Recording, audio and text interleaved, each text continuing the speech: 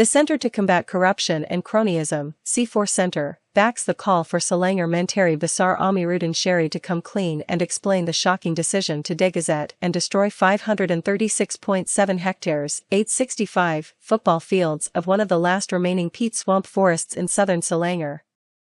We add to the chorus of public outcry over this decision done in secret, with the decision hidden for 3 months before it was announced. We know that the wages of secrecy are often corruption, and we know that in secrecy errors detected will flourish and subvert.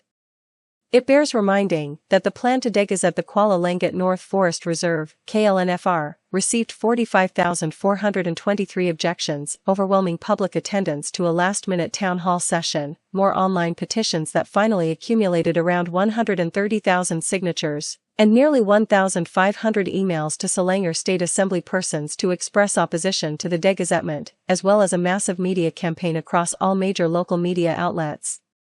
In addition, 56 representatives in the Selangor State Assembly (DUN) across the political divide voted unanimously to support a motion to protect all forest reserves in Selangor in November last year, including the MB and the elected representatives who sit on the Selangor State Executive Council. Several parliamentary representatives have also voiced their objections.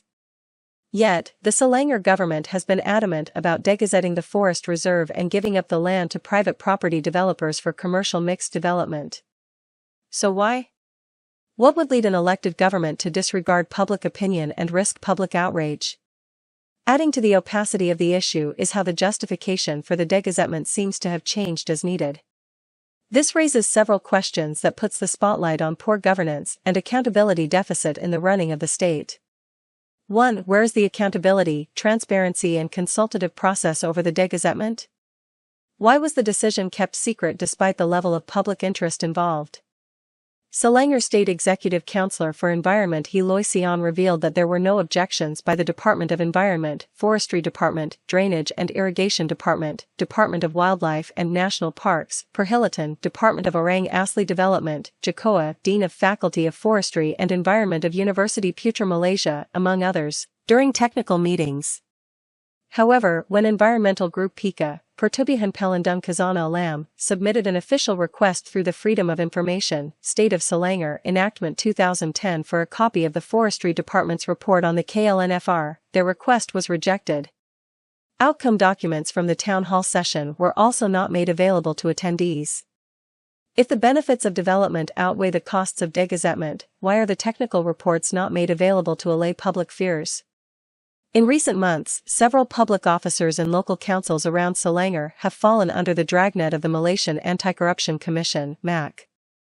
The residents of Kuala Langat alleged that former presidents of the then Kuala Langat District Council may be implicated. Orang Asli communities living around the KLFNR also reportedly faced intimidation to force their support for the degazettement of the forest, in blatant disregard for their right to indigenous ancestral lands. With the lack of transparency and accountability, the public is left to suspect the interference of higher powers in the degazettement of the KLFNR, even as the MB himself admitted the presence of external influence in illicit dealings in the state. 2. Why and how was Gabungan Indah SDNBHD selected as the developer? According to the Companies Commission of Malaysia and other reports, Gabungan Indah, Incorporated December 2, 2020, is owned wholly by Vibrantscape SDNBHD, Incorporated December 1, 2020, which is, in turn, wholly owned by Perdana Park City, the developer of Desa Park City in Kuala Lumpur. Both Gabungan Indah and Vibrantscape are shelf companies with only RM1 as paid-up capital.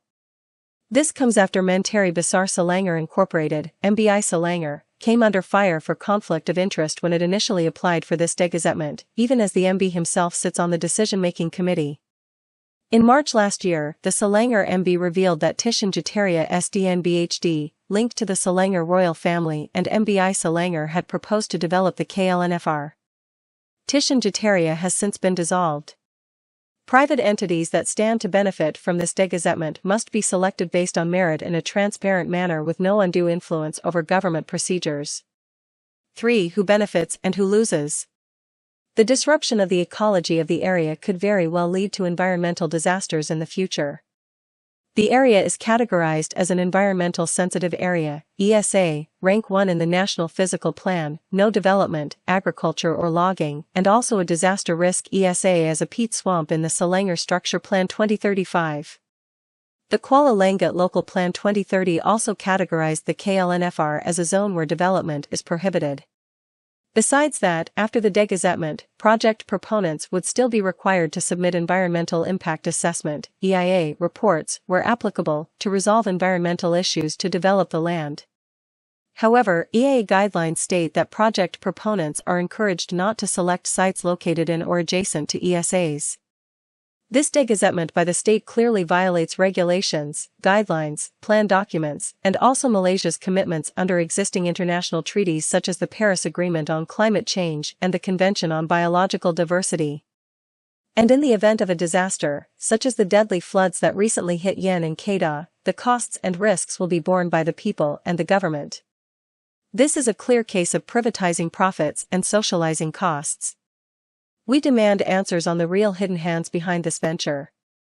As such, C4 Center demands that the Selangor state government 1. Make public the technical reports on the KLNFR due to the high level of public interest in the case, and the high health and climate risks to be faced by Selangor residents should the Degazette go ahead.